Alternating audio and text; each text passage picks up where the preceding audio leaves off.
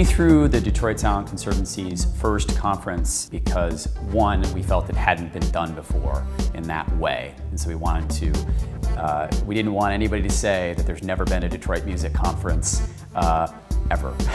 So we wanted to be, first off, we wanted to do it. We wanted to get people together to talk about Detroit music.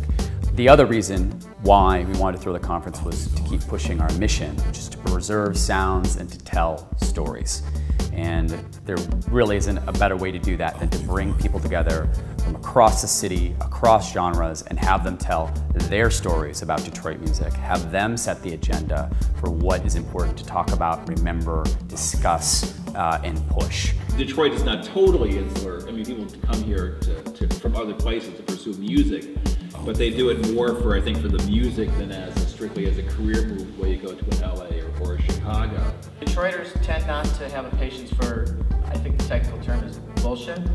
I think the most important reason why we need Detroit music as a conference topic is because people think that Detroit music is being taken care of. They think that all this stuff is preserved. They think that the story of Detroit music has already been told. And our basic premise is, well, yes, some Detroit stories have been told, some musical stories have been told.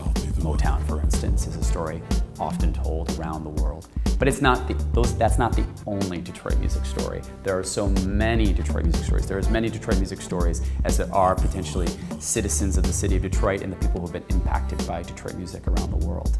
And so this conference sends it out there. The story is not yet finished. There's more to say. Forgotten by the most fervent punk rock record collectors was a band called Daft. Detroit does it their own way.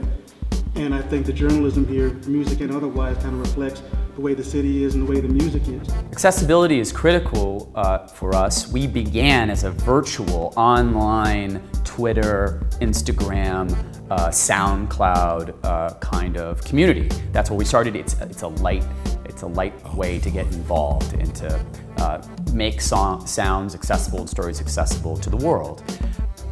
But that's not for everybody, and that doesn't meet the average citizen of Detroit at the places physically where they go and congregate. So the Detroit Public Library meets people right on Woodward Avenue, right where they go, right where they bring their children, where they work and put their resumes together for the job they're seeking, where they read about their own histories and congregate together.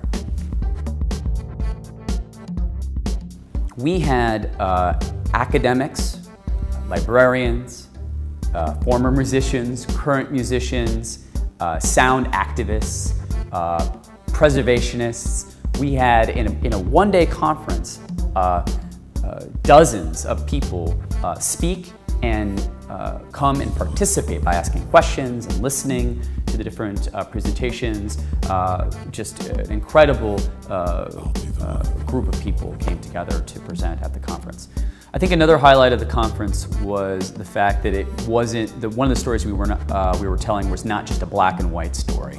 We were also discussing the impact of, for instance, Latin artists in Detroit's musical culture. Consuelo Lopez and Osvaldo Rivera came in and spoke directly to the Latin experience in Detroit and how we're all sort of mixed up in this musical making process together, trying to fit us all in racial boxes, ethnic boxes, immigrant boxes, what have you. It doesn't really speak to the truth of music, which is that it mixes across all of those kind of barriers, and that's a very important story we wanted to tell at this conference.